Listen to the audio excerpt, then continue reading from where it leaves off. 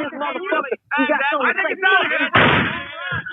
have a material witness on an aggravated battery with a handgun, and they believe this might be in retaliation to her testimony. Welcome to the Murder on My Mind podcast. I'm your boy, DJ MTK. I'm here with my co-host, DJ Legend, and we actually have a special guest with us today. Yo. This is Jerry with Watkins Bail Bonds. Murder on My Mind podcast is produced by Westcoast Radio, sponsored by Watkins Bail Bonds. We're glad to have you on the show, brother. On this week's episode, we're going to be going over the Nipsey Hussle murder, the timeline, kind of all the factors that are going into this. So we're glad to have you on the show and kind of get your special guest expert. Yeah.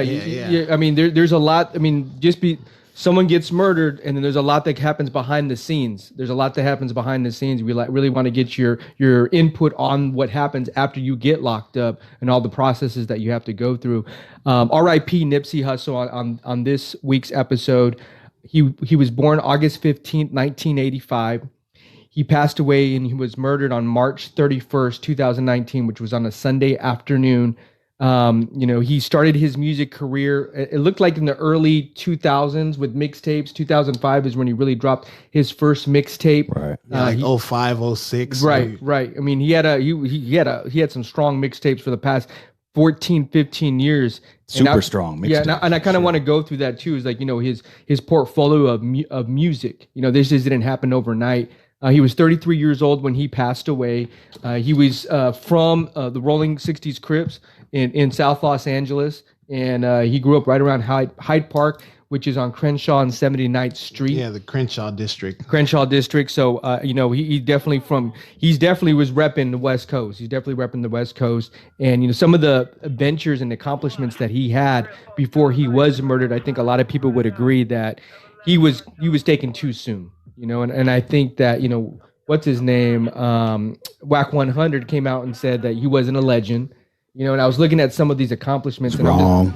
I don't agree with him either. The contract he signed with Puma, that's huge. That's big time. That's huge. That's huge. Atlantic Records. After wasn't Jay? I think Jay-Z was running the that branch of Puma, the designing or whatever it was. He had come on. No, Damon John, the FUBU guy, is with Puma now. Oh, he's doing Puma now. Yeah, that's okay. who was. Okay. That's who was working with. Word. Okay, so Jay-Z. How many artists can we say have fucking shoe contracts? Right. Yeah. Right. I can't name another one. I mean, there's a few. They're out there. They're out there. But I mean, he was definitely making the right entrepreneurial moves. He had all these pillars. I'm just going to go in there. So the Puma contract, releasing Victory Lap on Atlantic Records, his clothing store, the Marathon Clothing, his own record label, All Money In.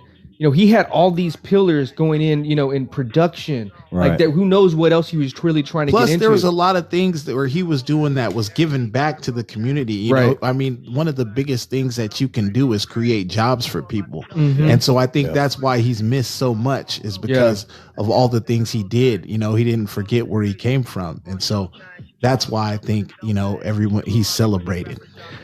I'm definitely one of those people on there, just looking up to what he accomplished. And some of those interviews you had they're just classic interviews. Now that you go back and look into them, and the positive and the motivation. Oh yeah, the bars he was dropping. Yep. Yeah. I mean, and then just to think about Gems, the marathon, just to think about what that stands for and what that represents.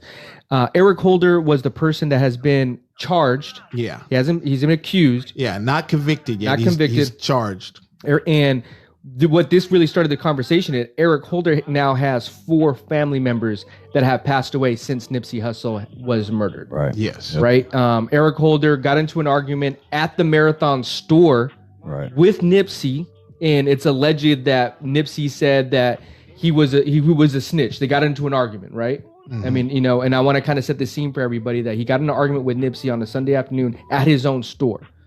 Argument kind of, led into one other thing. Eric Holder went back to the car that some other girl was driving, got the strap, went back, shot Nipsey twice, and then I guess kicked him while he was down, and then he ran back to the car, and then he also left. shot some other people too. Right. There was a couple other people that were bystanders as well. He's also charged with those shootings as well. Right. So I mean, he has there's They were showing here a holder who turns 30 next week is currently behind bars on $6.53 million bond. Jury selection is expected to take